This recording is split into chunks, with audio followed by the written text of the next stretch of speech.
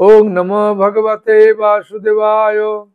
ओं नमो भगवते वासुदेवाय। ओं नमो भगवते वासुदेवाय। नारायणं नमस्कृत्यं नरं चैव नरोत्तमं देवीं सरस्वतीं व्यासं ततो जयमुदीरये। नष्टप्रायस्य विद्येषु नित्यं भागवत सेवया भागवतमुत्तमं श्लोके भक्तिवर्धनष्टके मुखं करोति वाचालं पंगुलंघयते गिरिं यत्कृपातं वन्दे श्रीगुरुदीनतायिनं परमानन्दमाधवं श्रीचैतन्येश्वरं। ओं तत्सत्। नमो ओं विष्णुपदाय कृष्णप्रेष्ठाय भूतले श्रीमते भक्तिचारु स्वामिनिधि नामिने स्निग्धचेता सुपुनीता वाग्मिनं सरसाप्तम् प्रभुपादगत प्राणम नवि भक्तिचार्य पदम। जय गुरु महाराज की जय।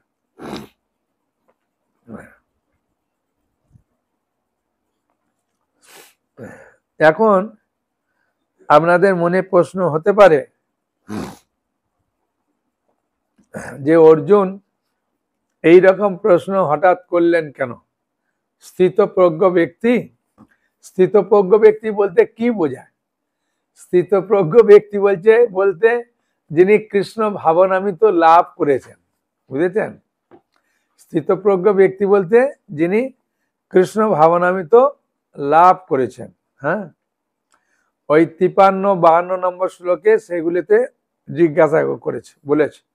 সেজন্য অর্জুনের মনে হঠাৎ প্রশ্ন হলো, আচ্ছা তাহলে যারা কৃষ্ণ ভাবনামৃত লাভ করেছে তারা শান্ত থাকে, তারা কোনো কিছু উদ্বেগ প্রাপ্ত হয় না, কোনো কিছু হয় না। তাই অর্জুনের মনে প্রশ্ন হলো যে আমার মনে তাহলে প্রশ্ন জাগছে। প্রথমে তিনি এই যে 54 নম্বর শ্লোকে, 54 নম্বর শ্লোকটা খুলুন সবাই। হ্যাঁ, 54 নম্বর শ্লোকটা খুলুন।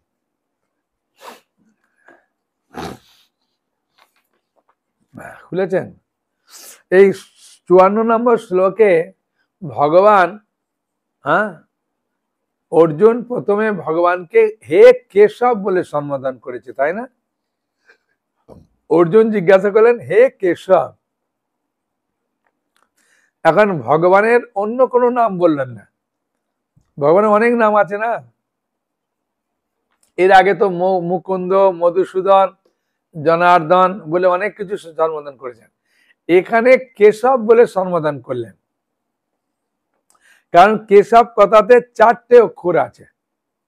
হ্যাঁ, কেশব কথাতে 4টে অক্ষর আছে। ক আছে, অ আছে, আর ঈশ আছে, আর ব আছে। কেশব ক, হ্যাঁ, ক অ বলি না, সেরকম ক আছে, অ আছে। ক মানে এখানে বোঝাচ্ছে যে ব্রহ্মাকে বোঝাচ্ছে। ক মানে এখানে ব্রহ্মাকে বোঝাচ্ছে। তাহলে কেশব কথাটি 4টে অক্ষর নিয়ে কেশব। 4টে অক্ষর হচ্ছে ক, অ, হ্যাঁ, তারপরে আছে ঈশ, তারপরে আছে ব। ক মানে ব্রহ্মাকে বোঝাচ্ছে, এবং অ মানে বিষ্ণুকে বোঝাচ্ছে, আর ঈশ মানে শিবকে বোঝাচ্ছে। যিনি ব্রহ্মা, হ্যাঁ, শিব এবং বিষ্ণুকে যিনি নিয়ন্ত্রণ করেন, হ্যাঁ, ব মানে হচ্ছে বপু। বপু মানে হচ্ছে শরীর, বুঝেছেন? ব মানে হচ্ছে বপু। তাহলে ক, অ, ঈশ আর ব। ক মানে ব্রহ্মাকে বোঝাচ্ছে, হ্যাঁ, অ মানে বিষ্ণুকে বোঝাচ্ছে, ঈশ মানে শিবকে বোঝাচ্ছে, আর ব মানে বপুকে বোঝাচ্ছে। বপু মানে শরীর। যিনি এই 3 জনের শরীরকে সম্পূর্ণ নিয়ন্ত্রণ করেন তিনি হচ্ছেন কেশব। হ্যাঁ, সেই জন্য অর্জুন তাকে কেশব নামে সম্বোধন করলেন। কারণ অর্জুন তো প্রথমে আমরা জানি গান্ডীব রেখে দিয়েছিলেন। হ্যাঁ, প্রথম অধ্যায় দেখলাম শেষে গান্ডীব রাখলেন। তারপরে ভগবান তাকে বকা দিলেন। বকা দেওয়ার পরে তারপরে অর্জুন শিষ্যত্ব গ্রহণ করলেন। শিষ্যত্ব গ্রহণ করার পরে ভগবান তাকে আত্মা সম্বন্ধে জ্ঞান দিলেন 17 থেকে 29। তারপর তাকে একটু বুদ্ধিযোগের কথা বললেন। তারপরে বললেন ভোগ ঐশ্বর্য পোশাকতা নাম, যারা ভোগ সুখে আসক্ত তারা এগুলো তত্ত্ব বুঝতে পারবে না। হ্যাঁ, তারপরে অর্জুনকে বিভিন্ন আস্তে আস্তে জ্ঞান দেওয়ার পরে কৃষ্ণ ভাবনায় উন্নতি হলে কি লাভ সেই জ্ঞান দিলেন। দেওয়ার পরেই অর্জুনের মনে হলো যারা কৃষ্ণ ভাবনামৃত লাভ করেছেন তাদের লক্ষণ কি, সেটাই স্থিতপ্রজ্ঞ ব্যক্তি। বুঝেছেন? প্রজ্ঞ মানে হচ্ছে জ্ঞানী, স্থিত মানে হচ্ছে ধীর বা স্থির। বুঝেছেন? হ্যাঁ, বলছে না যে ভক্তি মুক্তি সিদ্ধি কামী সকলই অশান্ত, কৃষ্ণ ভক্তি নিষ্কাম অতএব শান্ত। হ্যাঁ, সেই জন্য স্থিতপ্রজ্ঞ ব্যক্তি মানে কৃষ্ণ ভাবনায় যারা উন্নতি লাভ করেছে তাদের কথা বলেছে। নাহলে অনেক সময় বুঝতে পারবো না যে কৃষ্ণ ভাবনামৃত এই স্থিতপ্রজ্ঞ ব্যক্তিটা কি। হ্যাঁ, তার স্থিতপ্রজ্ঞ মানেটা আমরা জানতে পারলাম। স্থিত মানে হচ্ছে স্থির, আর প্রজ্ঞ মানে জ্ঞানী। বুঝেছেন? যারা স্থির নিশ্চিত জ্ঞানী ব্যক্তি তাদের লক্ষণ কি, তারা হচ্ছে কৃষ্ণ ভাবনামৃত ব্যক্তি। সোজা কথা। তাহলে আমাদের প্রশ্ন, অর্জুন যে প্রশ্ন করেছিলেন, হ্যাঁ, 4টে প্রশ্ন করেছিলেন যে তাদের লক্ষণ কি, হ্যাঁ, মানে কিভাবে তাদের চেনা যাবে, তারপরে বললেন কিভাবে তারা কথা বলেন, তারপরে বললেন কিভাবে তারা অবস্থান করেন, হ্যাঁ, তারপরে বললেন কিভাবে বিচরণ করেন। আগের দিন 2টো প্রশ্নের উত্তর হয়েছিল। হ্যাঁ, আজকে 3 আর 4 নম্বর প্রশ্নের উত্তর হবে। হ্যাঁ, এখন মনে প্রশ্ন জাগবে যে কিম আসিত কিভাবে অবস্থান করেন। হ্যাঁ, বুঝেছেন? 54 নম্বরে বলছে না কিম আসিত, হ্যাঁ, কিভাবে আচরণ করেন। তাই কিভাবে আচরণ করে এর প্রশ্নের উত্তরে যে এখন মনে হবে যে ভাই চুপ করে বসে থাকে, না কথা বলে, হ্যাঁ, না গম্ভীর ভাবে থাকে, না, এখানে তার উত্তরগুলো খুব সুন্দরভাবে দিচ্ছেন। হ্যাঁ, বুঝেছেন? সেই উত্তরগুলো আমরা পড়বো আস্তে আস্তে। ঠিক আছে? তাহলে আমাদের 2টো প্রশ্নের উত্তর হয়ে গেছে। প্রথম প্রশ্নের উত্তর 55 নম্বরে দিয়েছে, আর দ্বিতীয় প্রশ্নের উত্তর দিয়েছে 56-57-তে। হ্যাঁ, এখন তৃতীয় প্রশ্নের উত্তর দেবে 58 থেকে উত্তর দেবে। ঠিক আছে? তৃতীয় প্রশ্নের উত্তর 58 আর 59 নম্বর, এই দুটোতে দেবে। হ্যাঁ, তাহলে তৃতীয় প্রশ্নটা কি ছিল বলুন? তৃতীয় প্রশ্নটা ছিল কিভাবে অবস্থান করেন, তাই না? কিভাবে অবস্থান করেন, তৃতীয় প্রশ্ন। আর চতুর্থ প্রশ্ন কিভাবে বিচরণ করেন। এই তৃতীয় প্রশ্নের উত্তর দিচ্ছেন ভগবান। হ্যাঁ, আমরা দেখতে পাচ্ছি 58 আর 59 নম্বর শ্লোকে দেবেন। যদা সংহরতে চায়ং কুর্মো অঙ্গানিব সর্বস্ব ইন্দ্রিয়াণি ইন্দ্রিয়ার্থেব্য তস্যা প্রজ্ঞা প্রতিষ্ঠিতা। বলছে কুর্ম মানে কচ্ছপ তার অঙ্গসমূহ তার কঠিন আবরণের মধ্যে সংকুচিত করে, তেমনি যে ব্যক্তি ইন্দ্রিয়গুলোকে ইন্দ্রিয়ের বিষয় থেকে প্রত্যাহার করে নিতে পারে তিনি চিন্ময় চেতনায় অধিষ্ঠিত হন। কিভাবে অবস্থান করেন না, কচ্ছপ তিনি প্রয়োজনে তার অঙ্গগুলো বার করে, দেখবেন মুখ টুক গুলো বার করে প্রয়োজনে, পাটাও বার করে প্রয়োজনে, দেখবেন চলে। আর যখনই কোনো বিপদ বা কোনো কিছু দেখে সঙ্গে সঙ্গে কচ্ছপ তার মুখটা আর তার পা গুলো খোলসের ভেতরে ঢুকিয়ে নেয়, আর খোলসটা খুব শক্ত। হ্যাঁ, ওতে আচার মারলেও কিছু হবে না, এমন শক্ত। হ্যাঁ, কচ্ছপের খোলা। হ্যাঁ, তা এই যারা কৃষ্ণ ভাবনামৃত উন্নত তারা কি করে নিজের প্রয়োজন মতো ইন্দ্রিয়গুলোকে বার করে, আর যদি কাজ প্রয়োজন না থাকে ইন্দ্রিয়গুলোকে গুটিয়ে নেয়। মানে প্রয়োজন হলে তারা কথা বলে, হ্যাঁ, মানে অপ্রয়োজনীয় কথা বলে না, যেটা প্রয়োজন আছে সেটা বলে। যেমন জড় ভরত ভাগবতমে তিনি কথা বলছিলেন না, তারপরে রঘুগণ রাজা যখন এ করলেন তখন তিনি প্রশ্ন করলেন, তখন কথা বলেছেন প্রয়োজনে। হ্যাঁ, নাহলে আপনি গাড়িতে যাবেন, যদি আপনার কপালে তিলক দেখে কোনটি দেখে। তাহলে অনেক লোক দেখবেন পাশে বসে আপনার কোথাকার সাধু, হ্যাঁ আপনি কি করেন, ভগবানকে দেখেছেন, ভগবানে আপনাকে একদম মানে বিরক্ত করে মারবে, হ্যাঁ জানে, ও জানে এখন ওকে এখন খোঁচা মারি, আর যা বলবো ও বিশ্বাস করবে না, ওর শ্রদ্ধা নেই, তর্ক যুদ্ধ করবে, বুঝেছেন। হ্যাঁ তখন আপনাকে একটু আলাদা চিন্তায় আছি তো পরে বলবো, এখন একটা চিন্তা করছি, বলে চুপচাপ থাকো বা, হ্যাঁ বা আমি এখন একটু জব করছি তো পরে বলো, পরে পরে, হ্যাঁ বলে ওকে এ করতে হবে, নাহলে ও অবস্থা খারাপ করে দেবে। যদি কথা বলতে আরম্ভ করেন আর আপনার সাপোর্টে কেউ থাকবে না, যারা বাইরে আছে ওর সাপোর্টে থাকবে, ও যা বলবে ওইগুলি ওদের কাছে মধুর লাগবে, আপনি যেটা বলবেন ওদের কাছে তিক্ত লাগবে। খালি বকাবে আপনাকে, বিরক্ত করবে, রাগিয়ে দেবে, হ্যাঁ বুঝেছেন, এমন এমন কথা বলবে মাথা আপনার খারাপ করে দেবে। যদি দেখা যায় কোনো ভিখারি এলো, হ্যাঁ আরেকটা উদাহরণ দিই, একবার আমাদের একটা ভক্ত বলছেন যে প্রভু খিদে পেয়েছে, হ্যাঁ চলুন কিছু একটু খাই। আমি বললাম কোথায় কি খায় ভাই, এখন তো কিছু পাওয়া খুব কঠিন। হ্যাঁ তখন ও বলতে বলতে বলছে প্রভু বর্ধমানের সীতাভোগ কিন্তু বিখ্যাত। আমি বললাম ভাই আমি শুনেছি শুধুমাত্র, ঘি দিয়ে তো এখন করে না, ও তো ডালডা দিয়ে করে, ও আর কি খাবে আর কি করবে। বলছে আমার কাছে চরণ তুলসী আছে, চলুন ওইখানে দিয়ে দেবো, একটুখানি সীতাভোগ খাবেন, চলুন। বর্ধমানে আমার বাড়ি আছে, একটা দোকান আছে, হ্যাঁ ওটা কৃষ্ণ ভক্তের দোকান, আর ও ভোগ লাগিয়ে বিক্রি করে, আর আমরা গেলে আমাদেরকে আলাদা রকম পাত্রে দেয়, হ্যাঁ কাগজের প্লেটে দেয়, ওটা আপনার খুব ভালো দোকান পাবো, চলুন। আমি বললাম চলো তোমার সীতাভোগ দেখি কি গাওয়া ঘিয়ে করে না কি করে, বলছে ওখানে সব থেকে দাম বেশি, হ্যাঁ কিন্তু ভক্ত তো আমরা গেলে দাম বেশি নেয় না। আমি বললাম ঠিক আছে।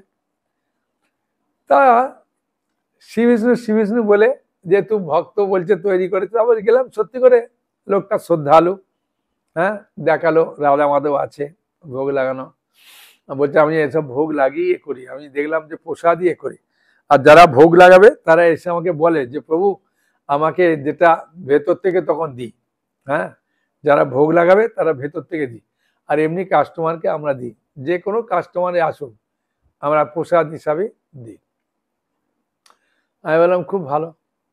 তা সেই সময় উনি বলছেন জল খান। আমি বললাম না ভাই একটুখানি খেয়েছি, এরপরে যদি জল খাই অসুবিধা আছে। আমি বললাম না না, আবার তোমার কি গ্লাস তার ঠিক নাই, ও তো বলছে গ্লাসটা ভালো না। হঠাৎ একজন এসে বললেন আপনি সীতাভোগটা খেলেন তাতে অসুবিধা হলো না, আর জলে গ্লাসটা দিল আপনি কেন জলটা নিলেন না? হ্যাঁ আমি বললাম আরে তো মা ঝামেলা।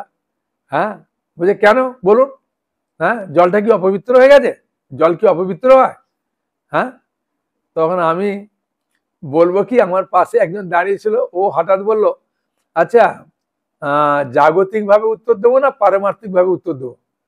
ওই কথাটা শুনে ওই ভদ্রলোক আবার থতমত খেয়ে গেছে, আরে ভাই এবার কিরকম বলছে, বলছে বলুন কোন ভাবে উত্তর দেবো। তখন ও তো পারমার্থিক জিনিস জানে না কিছু না, তখন ও চুপ করে আছে, বলছে হ্যাঁ আমাদের কাছে জিজ্ঞাসা করতে গেলে আপনাকে খুব বুদ্ধি নিয়ে ভালোভাবে কথা বলতে হবে, তাই জাগতিক ভাবে না পারমার্থিক ভাবে বলুন। তখন আর ভদ্রলোক আর কিছু বলে না, চুপচাপ আছে। তখন চলে গেলাম। আমি দেখো এক্ষুনি কিছু উত্তর না দিলে এখন অবস্থা খারাপ করে যায়। তা এখন বাইরেকার লোক সেরকম ভাবে, তাই ভগবান বলছেন অর্জুনকে যে অর্জুন যারা স্থিতপ্রজ্ঞ ব্যক্তি, হ্যাঁ কিভাবে তারা কিম আসিত কিভাবে অবস্থান করেন, এই প্রশ্নের উত্তরে হচ্ছে তারা কুর্মের মতো অবস্থান করে। কুর্ম যেমন প্রয়োজনে তার ইন্দ্রিয়গুলোকে বার করে, প্রয়োজন নাই ইন্দ্রিয়গুলোকে ঢুকিয়ে রাখে, ঠিক কৃষ্ণ ভাবনামিত যারা তারা প্রয়োজনে কথা বলে, নাহলে অপ্রয়োজনে কথা বলে না। বুঝেছেন? 59 নম্বর বিষয়। এই 58 নম্বর প্রশ্নটা শুনে অর্জুন কিন্তু আলাদাভাবে গ্রহণ করে নিয়েছে। অর্জুন আলাদাভাবে গ্রহণ করেছে কি, যে অর্জুন বলেছিল না যে আমি বনে ভিক্ষা করে খাবো জঙ্গলে গিয়ে, এই জন্য অর্জুন চিন্তা করলেন, ও প্রভু আমাকে বুদ্ধি দিচ্ছে যে তুমি যে জঙ্গলে গিয়ে ভিক্ষা করে খাবে, তা তোমার ইন্দ্রিয়গুলো প্রয়োজনে বার করবে আর প্রয়োজন না হলে গুটিয়ে রাখবে। বাহ, খুব ভালো বলছে তো। তাহলে যুদ্ধ আমি যে বলেছি যুদ্ধ করব না, যুদ্ধ করলে আমার ভক্তি টক্তি কিছু হবে না, হ্যাঁ, আমি সকাম কর্মের মধ্যে যাবো না। সেই 49 নম্বর শ্লোক বললাম না, যে 49 নম্বর শ্লোককে কেন্দ্র করে তৃতীয় অধ্যায় শুরু হবে। সেই 49 নম্বর শ্লোকটাকে অর্জুনের মাথায় রেখে দিয়েছে, যে প্রভু আমাকে বললেন যে তুমি সকাম কর্ম থেকে দূরে থাকো ভক্তির অনুশীলন করে, হ্যাঁ, তাই জন্য প্রভু ভালোই বললো তো। তাহলে আমি জঙ্গলে গিয়ে যে ভিক্ষা করে খাবো, তাহলে তাহলে আমার ইন্দ্রিয়গুলোকে এরকম করে কন্ট্রোল করে রাখতে বললো না। প্রভু ভালোই আমাকে উপদেশ দিল। মানে অর্জুন আলাদা আলাদা মন কলা খাচ্ছে, বুঝেছেন? ভগবান বলছেন আর অর্জুন আলাদা রকম চিন্তা ভাবনা করে নিচ্ছে নিজের মতো করে, বুঝেছেন? নিজের মতো করে সাজিয়ে নিচ্ছে। কিন্তু ভগবান লাস্টকে বলবে অর্জুন যুদ্ধ করো, হ্যাঁ, যুদ্ধ করতে তুমি ক্ষত্রিয়, যুদ্ধ করতে হয়। তখন অর্জুনের মনে প্রশ্ন জাগবে, তাই তৃতীয় অধ্যায়ে তিনি প্রশ্ন করবেন।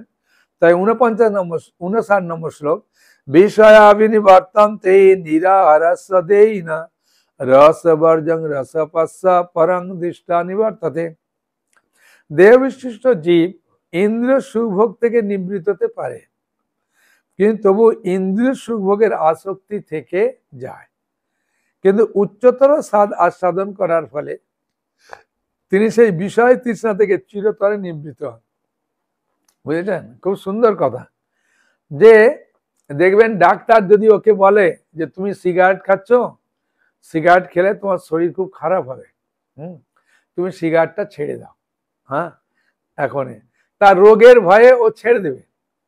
কিন্তু জাস্ট একটুখানি ভালো হয়ে গেলে ওর বন্ধু যদি বলে আরে তোকে সিগারেট কিনে কেন খেতে হবে, আমরা আছি, একটা দে টান, এক দুটো টান দিবে, আর কি অসুবিধা হবে? তখন ও বলবে তাহলে ঠিক আছে, কেউ দেখলেও না, ডাক্তারও জানবে না, তা দিই, দুটান দিয়ে দিই, হ্যাঁ। কিন্তু যদি উচ্চতর স্বাদ পায়, হ্যাঁ, উচ্চতর স্বাদ বলতে আমি একটা সহজ উদাহরণ দিই। যদি আপনি মিষ্টির দোকানে গিয়ে ওই একটা মিষ্টি আছে দেখবেন দানাদার মিষ্টি বলে, হ্যাঁ, ওই সামান্য দেখবেন চারদিকে একটু চিনি দেওয়া থাকে, ওটা খাবেন। আর যদি বলেন যে দেখো তুমি যদি রসমালাই খাও তাহলে দানাদার খেতে পারবে না, কিন্তু যে রসমালাই খেয়েছে একবার, সে আর ওই দানাদারের স্বাদ ও খেতে চাইবে না, বুঝেছেন? মানে উচ্চতর স্বাদ। যারা একবার মহাপ্রসাদ পেয়েছে, হ্যাঁ, মহাপ্রসাদ পেয়ে আনন্দ পেয়েছে, হ্যাঁ, তারা ওই মাছ মাংস ডিমের প্রতি আর আসক্তি হবে না। বুঝেছেন? এগুলোর পেছনে সব খুব সুন্দর সুন্দর উদাহরণ আছে। আমি কলকাতাতে প্রচার করছি, একটা ব্যাংকে গেছি, তো ব্যাংকে জাস্ট টিফিন আওয়ার হয়েছে, হওয়ার সঙ্গে সঙ্গে স্টাফগুলো সব একদম হুড়ুর করে বেরিয়ে চলে গেল। আমি আমাকে পুলিশ বলল যে গার্ড, সে বললো বসুন, টিফিন হলে আপনি দেখাবেন। আমি কাকে দেখাবো, সব তো বেরিয়ে গেছে। দেখি কম্পিউটার রুমে 4 জন আছে বসে, হ্যাঁ, একটা কাঁচের ঘর আছে, ওইখানে 4 জন কম্পিউটার রুমে আছে, হ্যাঁ, তো ওরা আছে, দেখি ওরা আছে, তো ওদেরকে একটু এরকম করে দেখালাম। দেখানোর পরে ভগবানের ইচ্ছায় প্রচার হয়, আমার ইচ্ছা হয় না। তো 4 জন ব্যক্তি 4টে গীতা নিলেন, বড় কাহিনী, আমার যেটা দরকার সেটা বলছি। তখন উনারা বললেন যে আচ্ছা সাধু বাবা, আপনার থেকে আমরা গীতা নিলাম, আমাদের মনে প্রশ্ন আছে, আপনি যদি উত্তর দেবেন তাহলে আমরা কিন্তু এই গীতাটা কিন্তু নেব, আর যদি উত্তরে সন্তুষ্ট না হই আমরা নাও নিতে পারি। হ্যাঁ, আমি বললাম আরে ভাই, এক তো গীতাটা নেবে বললো 4টে, আবার একটা শর্ত রেখে দিল, হ্যাঁ, যে যদি প্রশ্ন আমি সন্তুষ্ট হই তবে নেব, নালে নেব না। আমি আবার কি প্রশ্ন করবে তার ঠিক আছে। তখন উনারা প্রশ্ন করছেন যে দেখুন, এই ব্যাংকে আমরা এই 4 জন সঙ্গে আমাদের খুব মিল আছে, আমরা একটা গাড়ি আছে, 4 জনে আমরা যাতায়াত করি, আর গাড়িটা নিয়ে 4 জনে আসি, 4 জনই আমরা কম্পিউটার রুমে থাকি, ওইখানে একই সময়ে আসি, একই সময়ে যাই, হ্যাঁ, কিন্তু যখন আমরা ব্যাংক থেকে নিচে নেমে যাই, আমাদের ওখানে একটা দোকান আছে পেঁয়াজি তৈরি করে, হ্যাঁ, আর গরম গরম পেঁয়াজি ওই চা দিয়ে খেয়ে তারপরে আমরা গাড়িতে উঠি। হ্যাঁ, আর ওই পেঁয়াজিটার এত টেস্ট মানে কল্পনার বাইরে। ওই জন্য আমরা নেবে 4 জনে পেঁয়াজি খাবো, চা দিয়ে খেয়ে তারপরে আমরা গাড়িতে উঠে চলে যাই। তা এখন প্রশ্ন হচ্ছে, আপনাকে যদি আমরা আজকে ওই পেঁয়াজির দোকানে নিয়ে যাই, গরম গরম পেঁয়াজি আর চাটা খাওয়াই, আপনাকে পয়সা দিতে হবে না, আমরা দেব পয়সা, আপনি খাবেন কি? আমি বললাম দেখুন, এই গীতার এই শ্লোকটা বার করে দেখালাম। আমি বললাম আমরা তো উচ্চতর স্বাদ পেয়েছি, ওই জন্য নিম্নতর স্বাদে আর আমরা যাই না। তা আপনাদেরকে আমি একটা উদাহরণ দিই, তারপরে আপনারা নিজেরাই বুঝতে পারবেন। হ্যাঁ, বলছে বলুন সাধু বাবা। হ্যাঁ, কি করে বুঝবো? পেঁয়াজিটা না খেলে আপনি বুঝতে পারবেন না। ওরা ঘুরিয়ে ফিরে আমাকে খালি পেঁয়াজির কথা বলছে। আমি বললাম এই শ্লোকটার অর্থ যদি আপনি বুঝবেন তাহলে আর পেঁয়াজি খাওয়ার কথা আমাকে আর বলবেন না। হ্যাঁ, বলছে বলুন। আমি বললাম দেখুন, যখন আপনি ছোট ছিলেন তখন আপনি বাবাকে বারবার বলেছেন যে বাবা আমাকে একটা সাইকেল কিনে দাও, সাইকেল কিনে দাও, আমি স্কুলে যাব, আমি 2 কিলোমিটার স্কুল, আমি হেঁটে যাব না। হ্যাঁ, মানে এটা অনেকদিন আগেকার কথা, তো এখন তো সাইকেল আর কেউ ব্যবহার করতে চায় না, সব মোটরসাইকেল। এটা প্রায় বলছি আপনাকে প্রায় 22 বছর আগে। হ্যাঁ, কলকাতায় হ্যাঁ প্রচারে ছিলাম, তা সেই সময়ের কথা বলছি। তাই বললাম সাইকেল একটা কেনার জন্য বাবাকে বারবার বলেছেন। আর তখনকার দিনে দেখবেন হিরো সাইকেল হচ্ছে বিখ্যাত। হ্যাঁ, একটা হিরো সাইকেল কিনে দাও। তা বাবা আপনাকে একটা কিনে দিয়েছে, ঠিক আছে। তো ওই সাইকেলটা নিয়ে আপনি আনন্দ পেয়েছেন কি পাননি বলুন? বলছে খুব আনন্দ পাবো। আমি খুব আনন্দ পাবো। তারপরে আপনি যখন বিএ পড়ছেন বা বিএসসি পড়ছেন, তখন আপনি বাবাকে বললেন বাবা এখন 6-8 কিলোমিটার রাস্তা, আমি এই সাইকেল নিয়ে গেলে আমার খুব কষ্ট, তুমি আমাকে একটা স্কুটি কিনে দাও। হ্যাঁ, বাবা বললো ঠিক আছে, তোকে কিনে দিয়েছে, ঠিক আছে। এখন আপনারা ব্যাংকে কাজ করছেন, এখন আপনার শ্বশুরমশাই হোক বা আপনি লোন নিয়ে হোক 4 চাকার গাড়ি কিনেছেন, বুঝেছেন। এখন বাড়িতে কিন্তু 4 চাকার গাড়িটাও আছে, স্কুটিটা আছে, আর ওই সাইকেলটাও বাবা রেখে দিয়েছে যে আমার ছেলে পড়াশোনা করতে করতে এখন ব্যাংকে চাকরি করছে, খুব সুন্দর করে সাইকেল রেখেছে। এখন আপনি বাড়িতে গেছেন, বাড়িতে গিয়ে বাবা বললো যে বাবা তুই একটু বাজার করে নিয়ে আয় না। তখন বললে হ্যাঁ বাবা যাচ্ছি। তা এক কাজ কর, তুই তোর ওই সাইকেলটা যে আছে না, ওই সাইকেলটা আমি যত্ন করে রেখেছি, ওই সাইকেলটা নিয়ে তুই একটু বাজারে যা। আপনি কি করবেন বলুন? সাইকেল আর চাপতে চাইবেন? যে সাইকেলের জন্য এত কান্না করেছিলেন, ওই সাইকেলটা দিলেও আপনি আর ওতে চাপবেন না। আপনি চাপাও জানেন, সব জানেন। আপনি বাবাকে বলবেন বাবা ওই 4 চাকার গাড়িটা নিয়ে যাই, ওইখানে তো পার্কিং আছে, 5 টাকা দিলে রাখা যাবে, আর ওইতে বাজারগুলো তোলা যাবে পেছনে, সেই জন্য বাবা ওইটা দিই। আপনি বারবার ঘ্যান ঘ্যান করবে 4 চাকার গাড়িটা নিয়ে যাওয়ার জন্য, কারণ সাইকেলটার কথা কান্না করলেন, ওটাতে নিলেন না। স্কুটটা বলছেন, বলছেন না বাবা ও আর ভালো লাগে না, 4 চাকার সুখ পেয়েছি না। হ্যাঁ, তাই 4 চাকার সুখ পেতে ওই সাইকেলের যেটাতে কান্না করছিলেন ওইটা আর নিতে চাইছেন না। তা আমরা ওই পেঁয়াজির যে স্বাদ, ওর থেকে আমরা ধনে পাতার যে পোগড়া দিয়ে যে করে, আমাদের যে পোগড়া করে দেয়, ওর যে টেস্ট পাই। হ্যাঁ, আর আমাদের যে গরম গরম স্যুপ এসব করে, ওই স্যুপ দিয়ে যখন স্যুপ খাই, তখন ওই চা আর ওই পেঁয়াজির স্বাদটা আমাদের কাছে ওই সাইকেলের মতো লাগে। হ্যাঁ, আর ইচ্ছা হয় না।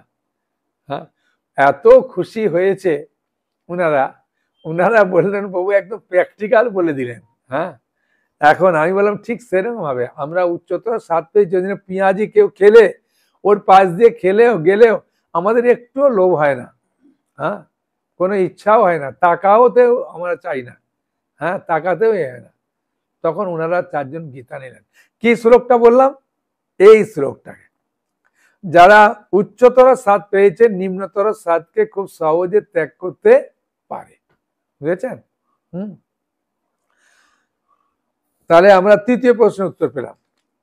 এবার চতুর্থ প্রশ্নের উত্তর, এ অনেকগুলো শ্লোক আছে, বুঝেছেন? চতুর্থ প্রশ্নের উত্তরে 64 থেকে একবারে 71 নম্বর শ্লোকে আছে, আর 72 নম্বর শ্লোকটা আমরা উপসংহার দিয়েছি। গীতার দুটো অধ্যায়ের শ্লোক সংখ্যা সব থেকে বেশি। দ্বিতীয় অধ্যায়ে 72টা আছে, আর 18 অধ্যায়ে 78টা আছে। তারপরে শ্লোক সব কম আছে, ঠিক আছে। এখন চতুর্থ নম্বর প্রশ্ন, হ্যাঁ, কিভাবে তিনি বিচরণ করেন। চতুর্থ প্রশ্নটা কি ছিল? কিভাবে বিচরণ করেন। তো এই প্রশ্নের উত্তর 64 নম্বর থেকে 71 নম্বর শ্লোক, হ্যাঁ, অনেকগুলো শ্লোকে এর উত্তর দিচ্ছে। এখন আমরা পড়ব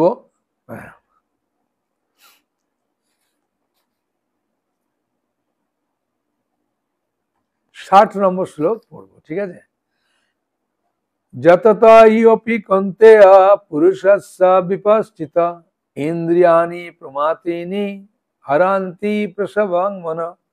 হে কন্তেয়, ইন্দ্রিয় সমূহ এতই বলবান ক্ষোভকারী যে তারা অতি যত্নশীল বিবেক সম্পন্ন পুরুষের মনকে বলপূর্বক বিষয়াভিমুখে আকর্ষণ করে। এখানে অর্জুনকে, হ্যাঁ, তত্ত্ব কথা জ্ঞান দিচ্ছেন যে আমাদের ইন্দ্রিয়গুলো এত হ্যাঁ, বুঝেছেন? যেমন একবার ওই করোনার সময় মনে হয়, ওটা আমি টিভিতে শুনলাম যে একজন ভদ্রলোক আর একজন ভদ্রমহিলা, তাদের অনেক টাকা, হ্যাঁ, অনেক টাকা আছে, কিন্তু একটা সোনার দোকানে গিয়ে একটা মাতাজি সোনার একটা কোনো কিছু অংশ, মানে সোনা যখন দেয় না, দেখবেন আংটি বা অনেক কিছু দেয়, অনেকগুলো দিয়ে দেয়। তো ওইখান থেকে ওই মাতাজি একটা সোনার আংটি ও লুকিয়ে রেখেছিল, হ্যাঁ, আর লুকিয়ে রেখে আর বোধহয় দুটো না মানে কটা সোনা এই আংটি কিনেছিল। তখন বললেন আপনি আরেকটা আংটি মনে হয় নিয়েছেন। বলছে না, এই দেখুন আমার দুটো আংটি। হ্যাঁ, তখন ওরা সঙ্গে সঙ্গে কি করলো, মহিলাকে নিয়ে এসে একটা ঘরে নিয়ে গেল, নিয়ে চেক করতে, হ্যাঁ, পেয়ে গেল সোনাটা। পেতে ওকে জেলে দিয়ে দিল। ওর স্বামী বলছে যে তোমার অভাবটা কি, আমরা তো দুজন আছি, আমাদের টাকা কড়ি এত, ছেলে থাকে এখানে, আমাদের তো টাকার অভাব নেই, তুমি আংটিটার জন্য কত টাকা আমাদের ব্যাংকে রাখার জায়গা নেই, কোথাও সিন্ধুকে রাখার জায়গা নেই, কোথাও আমরা লুকিয়ে রাখছি বিভিন্ন রকম কারণে, আর তুমি এর জন্য একটুখানি চুরি করলে। তো ওইটা কেন করলো? ওটা অন্য কিছু কারণে নয়, এই শ্লোকটাকে কেন্দ্র করে যে ইন্দ্রিয় সমূহ এতই বলবান ক্ষোভকারী যে তারা অতি যত্নশীল বিবেক সম্পন্ন। হ্যাঁ, তখন মাতাজি দুঃখ করে বলছে আমি কারো জিনিস আজ পর্যন্ত একটা টাকা পর্যন্ত নিই, কিন্তু কেন যে আমি সোনাটা নিলাম আমি এটা নিজেও বলতে পারছি না। হ্যাঁ, আমার তো অভাব কিছু নেই, আমি যে কেন নিলাম বলতে পারছি না। এই শ্লোকটা যে যত্নশীল বিবেক সম্পন্ন পুরুষের মন বলপূর্বক বিষয় অভিমুখে আকর্ষণ করে। হ্যাঁ, এমন এমন কাজ আমরা করে ফেলি যেগুলো আমাদের পক্ষে করা কখনো মানে কেউ ভাবতেও পারে না যে এইরকম ভুল একটা আপনি করতে পারেন, কিন্তু এরকম ভুল করে ফেলি কেন না, ইন্দ্রিয়গুলো এতই বলবান ক্ষোভকারী, কখন যে কিভাবে নেবে, হ্যাঁ, আমরা নিজেরাও বুঝতে পারি না। হ্যাঁ, বুঝেছেন? আমরা এমনিতে না দেখলেও টিভিতে বা এতে দেখেছি না, নিজের স্ত্রী খুব সুন্দরী আর ভালোবাসে, হট করে কোনো মহিলার গায়ে একটা স্পর্শ করে দিয়েছে। হ্যাঁ, বুঝেছেন? ও নিজেও জানে না যে আমি এরকম করবো। এই ইন্দ্রিয়গুলো এরকম বলশালী, এই জন্য হয়। 61 নম্বর, তানি সর্বাণি সংযম যুক্ত আসিত মাৎপর বসেই যস্যেন্দ্রিয়াণি তস্য প্রজ্ঞা প্রতিষ্ঠিতা। যিনি তার ইন্দ্রিয়গুলোকে সম্পূর্ণরূপে সংযত করেছে, মানে ভগবান অর্জুনকে বলছে যে তুমি খুব শক্তিশালী, তুমি খুব ধনুর্ধারী, তোমার সঙ্গে যুদ্ধে কেউ পারবে না, তুমি যে ভয়ে পড়া মানে যুদ্ধ করছো না তাও নয়, তোমার ইন্দ্রিয়গুলো প্রবল শক্তিশালী, কিন্তু তোমাকে এমন একটা মোহগ্রস্ত করেছে যার ফলে তুমি যুদ্ধ করতে চাইছো না। হ্যাঁ, আবার ওটা কাটার পরে তবে তুমি করবে। সেই জন্য ভগবান অর্জুনকে এই এই সব কথা বলার মাধ্যমে অর্জুনকে বোঝাচ্ছেন যে অর্জুন তোমার যে প্রশ্নটা, তোমার প্রশ্নটা যথার্থ, হ্যাঁ, তা তুমি উত্তরগুলো মন দিয়ে শোনো। তাহলে অর্জুন খুব মন দিয়ে শুনছে। হ্যাঁ, শুনতে গিয়ে 61 নম্বর, যিনি তার ইন্দ্রিয়গুলোকে সম্পূর্ণভাবে সংযত করে আমার প্রতি উত্তম ভক্তিপরায়ণ হয়ে ইন্দ্রিয়গুলোকে সম্পূর্ণ বশীভূত করেছেন, তিনি স্থিতপ্রজ্ঞ। এই কথাটা আবার অর্জুনের মনে খুব ভালো লেগেছে। হ্যাঁ, কেন ভক্তি করার কথা বললেই অর্জুনের মনে খুব আনন্দ লাগছে। কেন অর্জুন বলেছিল না যে আমি ভিক্ষা করে জঙ্গলে গিয়ে খাবো সন্ন্যাস নিয়ে। সেখানে তো ভক্তি করা। তারপরে অর্জুনকে ভগবান 49 নম্বর শ্লোকে বলল যে ভক্তি বা বুদ্ধিযোগ অবলম্বন করে তুমি সকাম কর্মতে দূরে থাকো। ওই কথাটা অর্জুনের মাথায় খুব লেগেছে, বুঝেছেন? হ্যাঁ, সেই কথাটাকে কেন্দ্র করে অর্জুন আনন্দ পাচ্ছে। ও তাহলে উত্তম ভক্তিপরায়ণ হয়ে ইন্দ্রিয়গুলোকে সম্পূর্ণ বশীভূত করেছে, তিনি স্থিতপ্রজ্ঞ। হ্যাঁ, অর্জুন খুব আনন্দ পাচ্ছে এসব কথা শুনে। এবার ভগবান অর্জুনকে বলছেন, কলিযুগে মনে মনে পাপ কাজ করলে কোনো তার শাস্তি নেই।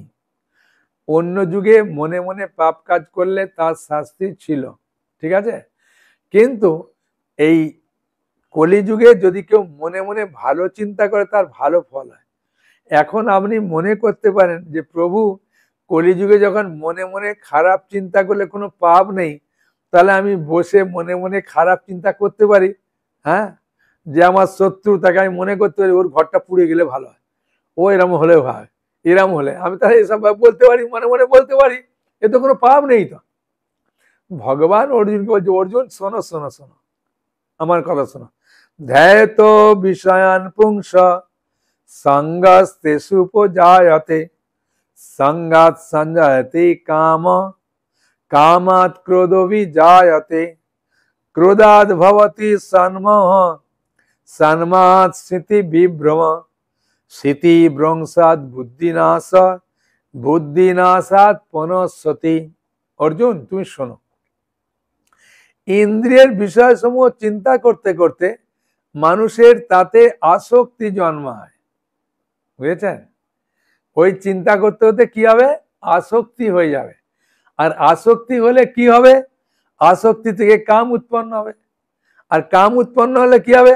না ক্রোধ উৎপন্ন হবে। ক্রোধ উৎপন্ন হলে কি হবে? সন্মোহ উৎপন্ন হবে। সন্মোহ থেকে কি হবে? স্মৃতি বিভ্রম হবে। স্মৃতি বিভ্রম হলে কি হবে? বুদ্ধি নাশ হবে। আর বুদ্ধি নাশ হলে কি হবে? সর্বনাশ হবে। মানে পর পর ধাপে ধাপে তুমি এইভাবে এগিয়ে যাবে। সেই জন্য বলছেন খারাপ চিন্তা এলে তুমি সঙ্গে সঙ্গে দূর করে দাও, চিন্তা করার দরকার নেই। হ্যাঁ, কি দরকার আছে আমার? হ্যাঁ, আমি ভালো চিন্তা করি। আমি কেন অপরের চিন্তা করতে যাবো? অপরের কেন খারাপ চিন্তা করতে যাবো? হ্যাঁ, আমি ভালো চিন্তা করলে যদি ভালো ফল হয় তাহলে আমি ভালো চিন্তা করব। হ্যাঁ, খারাপ চিন্তা কেন করবো? হ্যাঁ, মনকে বারবার বোঝাতে হবে। আমাদের মন বললেই যে যাবে এমন কথা নেই। আমাদের দুষ্টু মন সবসময়ের জন্য কোথায় কখন যায় আমরা নিজেরাও জানি না। সেই জন্য ভগবান বলছেন তুমি এরভাবে চিন্তা করতে, আসক্তি হবে, আসক্তি থেকে কি হবে? কাম হবে, কাম হলে কি হবে? ক্রোধ হবে, ক্রোধ হলে সন্মোহ হবে, সন্মোহ হলে স্মৃতি বিভ্রম হবে, স্মৃতি বিভ্রম থেকে বুদ্ধিনাশ হবে, বুদ্ধিনাশ হলে তোমার সর্বনাশ হবে। ধীরে ধীরে ধীরে ধীরে তুমি নিচের দিকে নেমে যাবে।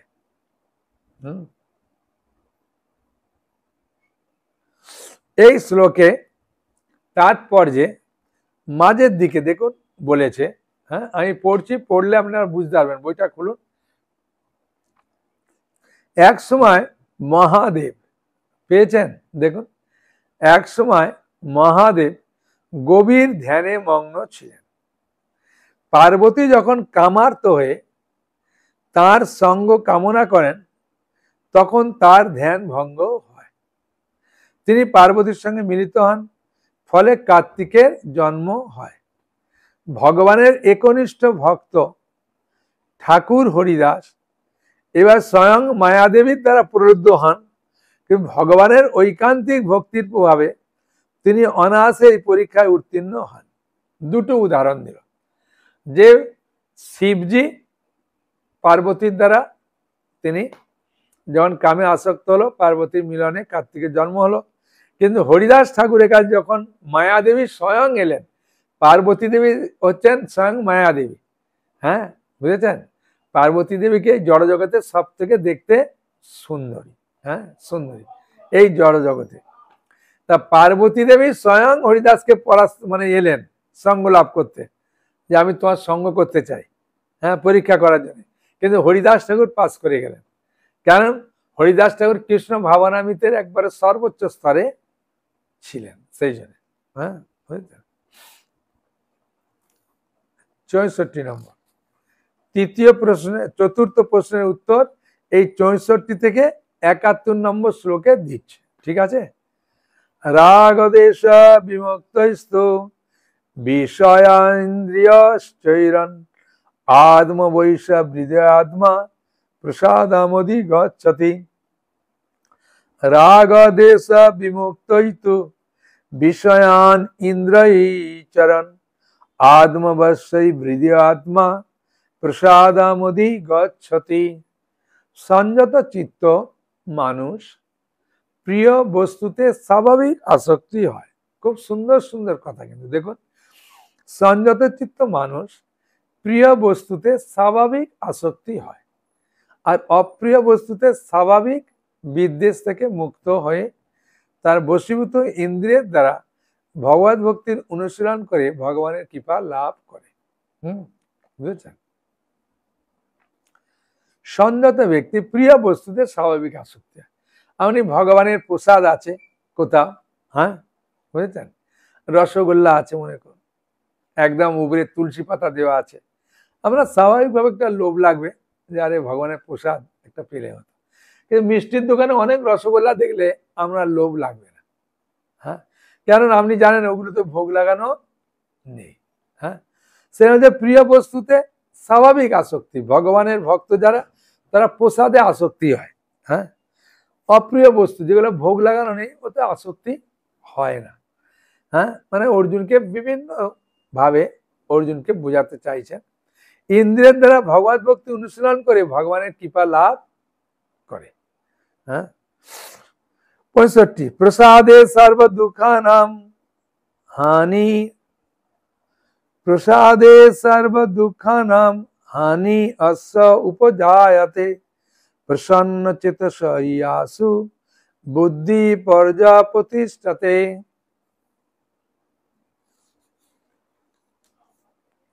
বলছে চিন্ময় চেতনায় অধিষ্ঠিত হওয়ার ফলে তখন আর জড়জগতের তিতাব দুঃখ থাকে না। এইভাবে প্রসন্নতা লাভ করে বুদ্ধি শীঘ্রই স্থির হয়। মানে চিন্ময় চেতনা অধিষ্ঠিত হওয়ার ফলে যখন আমরা চেতনাটা চিন্ময় মানে শুদ্ধ হয়ে গেছে, তখন এই তিতাব দুঃখ এটা আপনাকে কষ্ট দেয় না। তিতাব দুঃখ বলতে কি, এই জগতে আমরা তিন ভাবেই দুঃখ পাই। হ্যাঁ, কিভাবে না, দেবতাদের কাছ থেকে আমরা দুঃখ পাই। হ্যাঁ, প্রচন্ড ঝড় বৃষ্টি, হ্যাঁ এসব খরা বন্যা ভূমিকম্প এসব যে হয়, এসব মাধ্যমে আমরা দুঃখ পাই, তাই না? এক নম্বর। 2 নম্বর হচ্ছে অন্য জীবেদের দ্বারা আমরা দুঃখ পাই। হ্যাঁ, অন্য জীব বলতে মশা মাছি এসব যে সাপ ব্যাং এসব যে কামড়ানো, এসব যে ভয় পাচ্ছি, হ্যাঁ, বা চোর আমাকে এসে মারবে, হ্যাঁ যে ভয় পাচ্ছি ধারা, এগুলো দিয়ে আমরা একটা কষ্ট পাই। হ্যাঁ বুঝেছেন? 2 নম্বর। আর 3 নম্বর কষ্টটা পাই আমরা মন থেকে। হ্যাঁ, প্রত্যেকেই মন থেকে কষ্ট পায়, দেহ থেকে কষ্ট পায়। হ্যাঁ, এই 3টে দুঃখকে বলছে ত্রিতাপ দুঃখ। এছাড়া জগতের দুঃখ নেই। আপনি যে দুঃখ পাবেন মনের মাধ্যমে দুঃখ পাবেন, নালে শরীরের মাধ্যমে দুঃখ পাবেন। হ্যাঁ, আর নালে দেবতারা আপনাকে দুঃখ দেবে, আর নালে আপনি ভালো থাকলেও মশা আপনাকে কামড়ে দুঃখ দেবে। হ্যাঁ বুঝেছেন? এইভাবে 3 প্রকার আমরা দুঃখ পাই, এটাকে তিতাব দুঃখ বলছে। তাই এবার বলছেন 66 নম্বর শ্লোক। নাস্তি, 66 নম্বর শ্লোকটা খুব ইম্পর্টেন্ট শ্লোক, ভালো করে। নাস্তি বুদ্ধির অযুক্তস্য ন চ যুক্তস্য ভাবনা ন চ ভাবয়তে শান্তি অশান্তস্য কুত সুখম। যে ব্যক্তি কৃষ্ণ ভাবনাময় যুক্ত নয়, তার চিত্ত সংযত নয়, তার পারমার্থিক বুদ্ধিও থাকতে পারে না। আর পরমার্থ চিন্তাশূন্য ব্যক্তির শান্তি লাভের কোনো সম্ভাবনা নেই। এই রকম শান্তিহীন ব্যক্তির প্রকৃত সুখ কোথায়? মানে বলছে কৃষ্ণ ভাবনায় যারা যুক্ত তারাই প্রকৃত শান্তি পায়, যারা কৃষ্ণ ভাবনায় যুক্ত নয় তারা শান্তি পায় না। কেন? তারা প্রকৃত সুখ তাদের কাছে কোথায়? একটা হাসির কথা বলি, বুঝেছেন? হ্যাঁ, একজন ভক্ত সে আমাকে বলছেন, হ্যাঁ, যে প্রভু আমার সারের দোকান, হ্যাঁ, কিন্তু আপনাদের ভক্তরা কখন ফোন করে দেয়, প্রভু আপনার বাড়ির পাশ দিয়ে যাচ্ছি, কি খাওয়াবেন বলুন। তখন আমি বলি এই কি খাবে বলো। তখন ওরা আগেই বলে ছানার সবজিটা আগে বলে। হ্যাঁ, তা প্রভু ছানার দোকানে গেলে ছানা নাও পেতে পারি, আর গোয়ালার তো দোকানে এখন গোয়ালার বাড়িতে এখন ছানা পাওয়া তো যায় না প্রভু। হ্যাঁ, 1 নম্বর। 2 নম্বর সবজি আনা এ আনা আমার সারের দোকান ছেড়ে ছুড়ে যেতে হয়।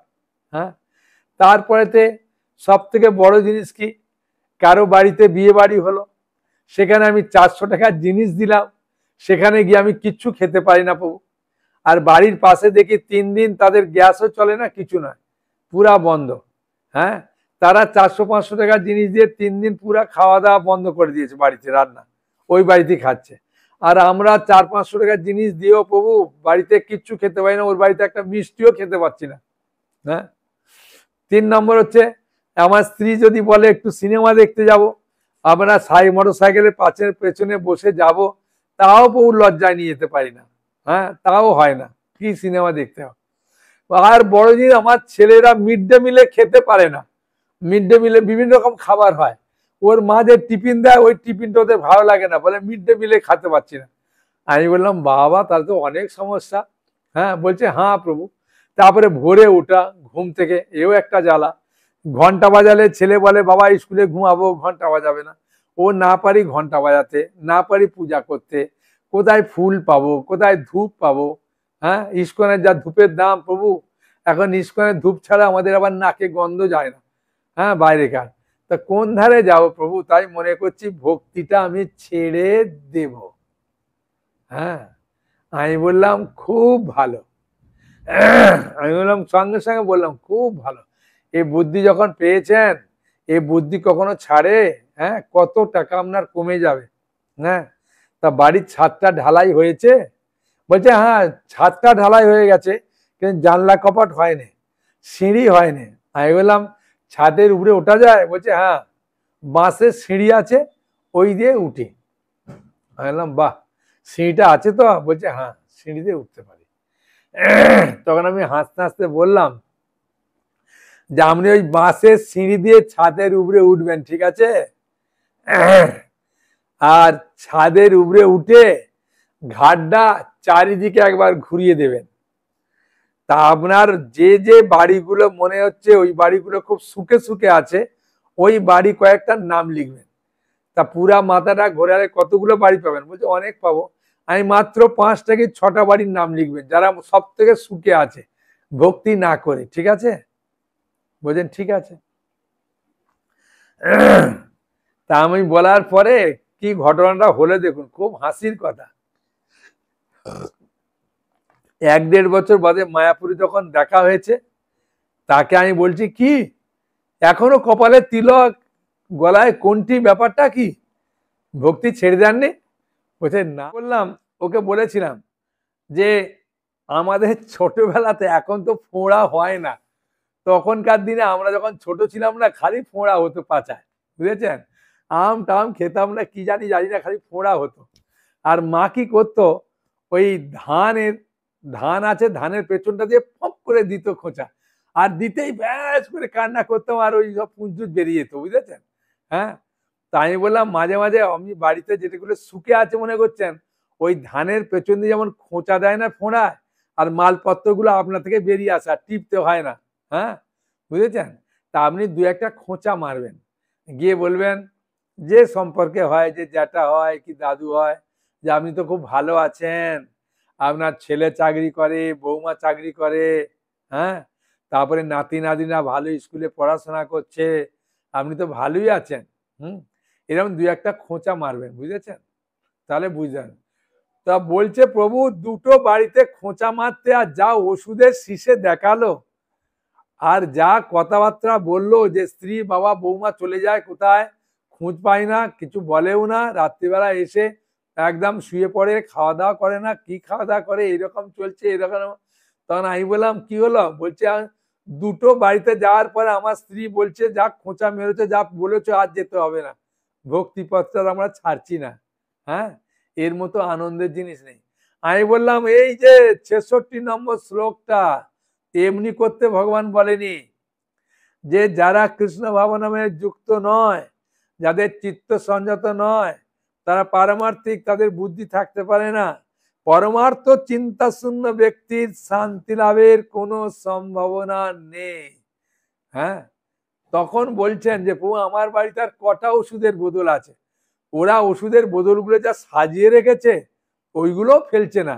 হ্যাঁ, বুঝতে বলছেন, কোনো বোধহয় কাঁচের লোক আসবে বোধহয় বিক্রি করবে না কি, ওই যে একদম গুছিয়ে রেখেছে শিশেগুলোকে। হ্যাঁ, দেখে তো আমি অবাক হয়ে গেলাম। হ্যাঁ, আমি বললাম দেখুন আপনার বাড়িতে কটা ওষুধের শিশে আছে।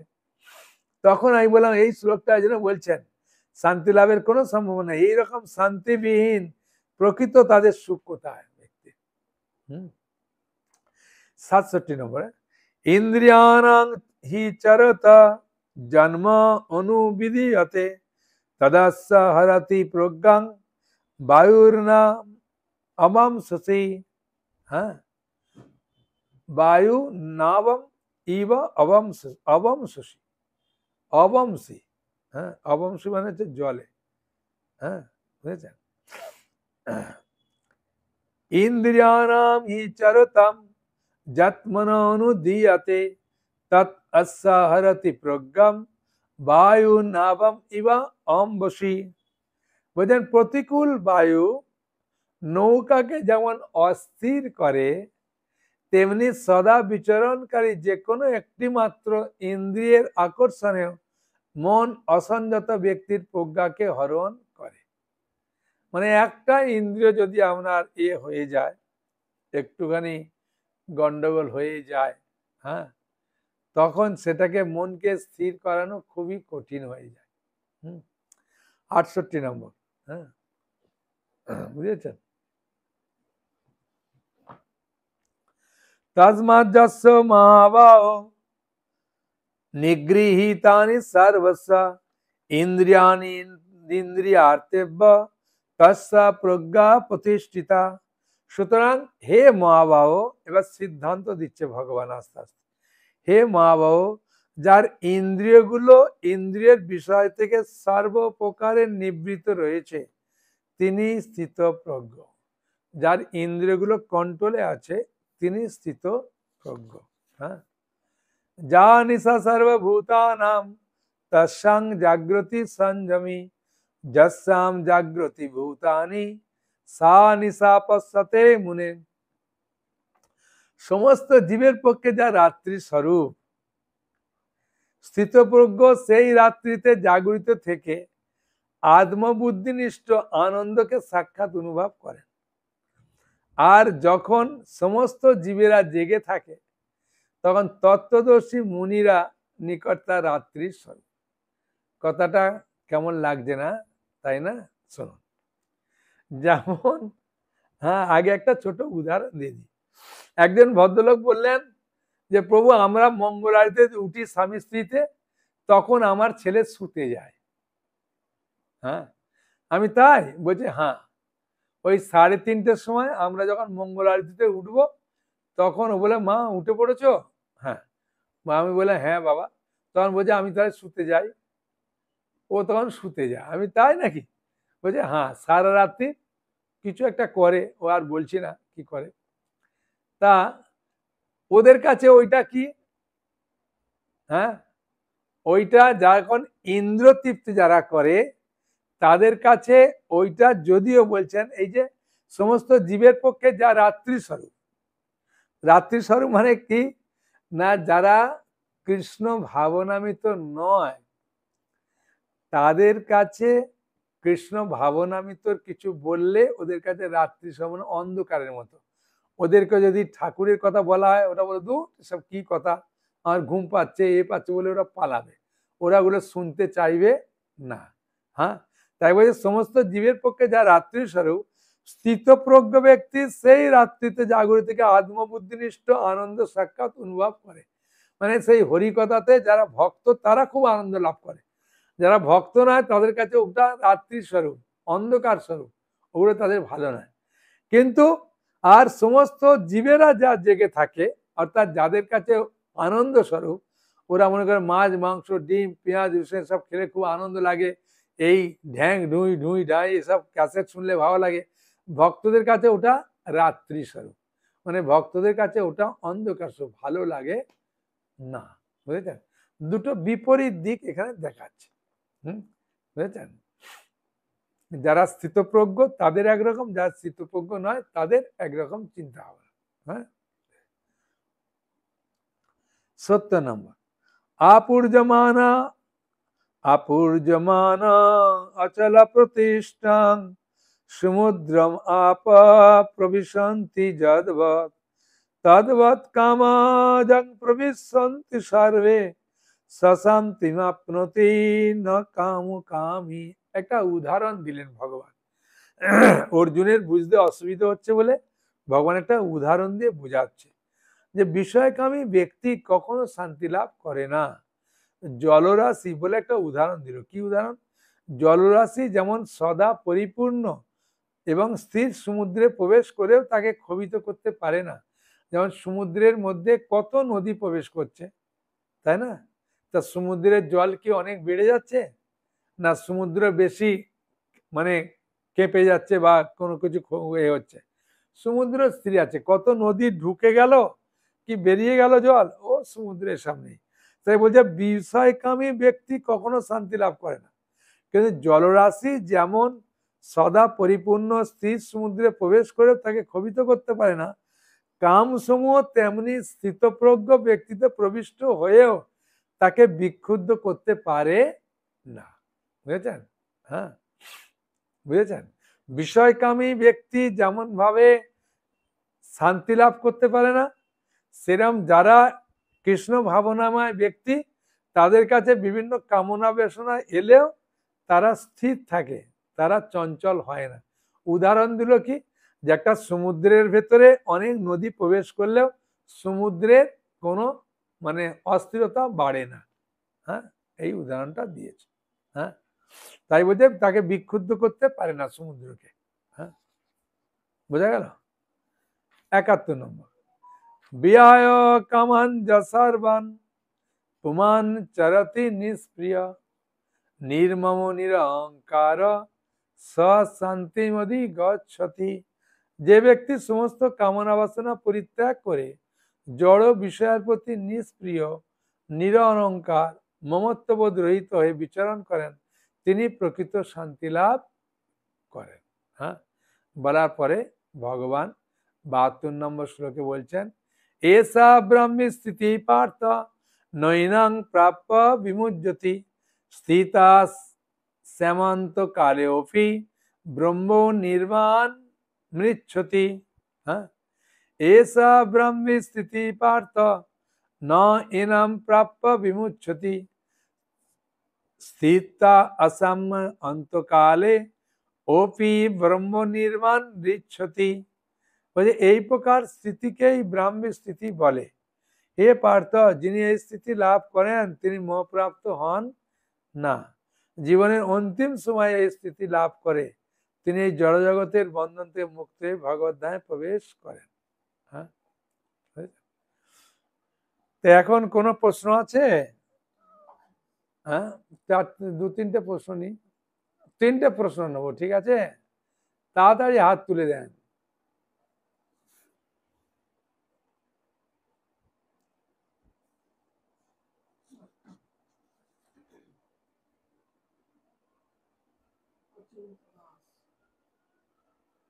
হ্যাঁ, অচিন্ত দাস প্রভু বলুন কি প্রশ্ন?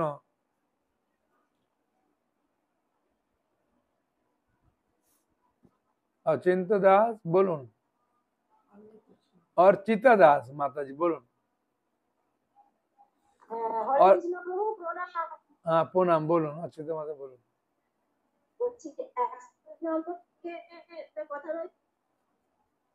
হ্যাঁ বলুন।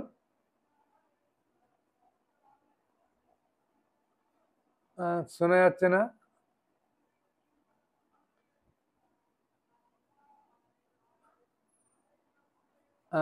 শুনতে পাচ্ছি না, আর একবার বলুন। কি ব্যাপার, শোনা যাচ্ছে না কেন? আপনার মনে হচ্ছে নেট কাজ হচ্ছে না মনে হচ্ছে, আরেকবার বলুন।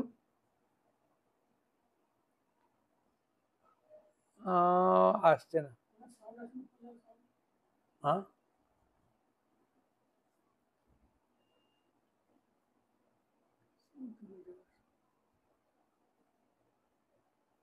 হ্যাঁ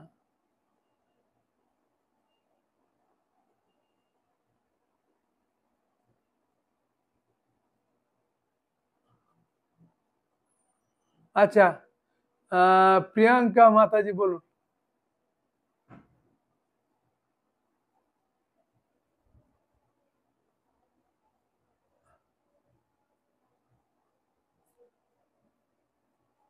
কি করেছো তুমি? হ্যাঁ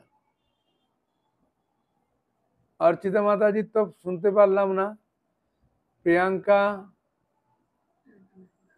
হ্যাঁ আচ্ছা অনুপম বলুন, অনুপম দাস বলুন। হ্যাঁ হরে কৃষ্ণ প্রভু, ধন্যবাদ প্রণাম। হ্যাঁ বলুন, আমি শোনা আমি যাচ্ছে। জানতে চাচ্ছি, এই যে 70 এবং 71 নম্বর শ্লোকে না আছে না, যে বিষয়টা আমি ব্যক্তি শান্তি লাভ করতে পারে না, এবং আমরা যে কামনা বাসনা পরিত্যাগ করে জড় জগতে শান্তি পাবো না, কিন্তু আমরা তো সংসারবদ্ধ, যে সংসারে থাকি, স্ত্রী পুত্র পরিজন রয়েছে, বা তার জন্য তো আমাদের বাসনা বা আমরা তো আসক্তি তো আমাদের থেকেই যাচ্ছে, তো আমরা কি মুক্তি পাবো না?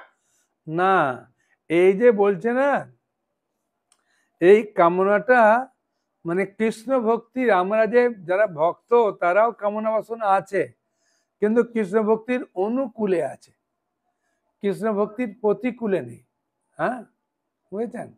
যেমন একটা উদাহরণ দিচ্ছি, যেমন মকুন আপনার ছেলে বলছে বাবা আমাকে একটা মোটর সাইকেল কিনে দাও, আমি কলেজ যাব। কেন আপনি চিন্তা করলেন যে এটাকে আমি কৃষ্ণ ভাবনায় কি করে লাগাবো? মোটর সাইকেল তো ছেলে কলেজ যাওয়ার জন্য চাইছে, তাই না?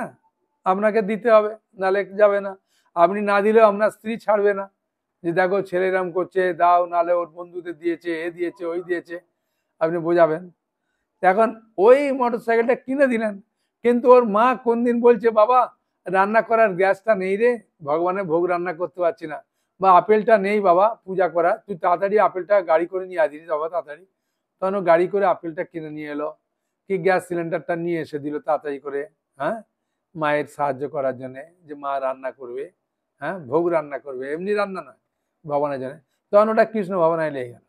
এখন ওই যে কামনা, বা আপনি চিন্তা করছেন যে আমি একটা ঠাকুর ঘর করব ভালো, হ্যাঁ কি আমার ছেলে মেয়েরা পড়াশোনা করে, এগুলো করলেও ভক্তরা যেটা করে তারা কৃষ্ণকে কেন্দ্র করে করে, সেই জন্য ওইগুলোতে কোনো অসুবিধা হয় না, বুঝেছেন?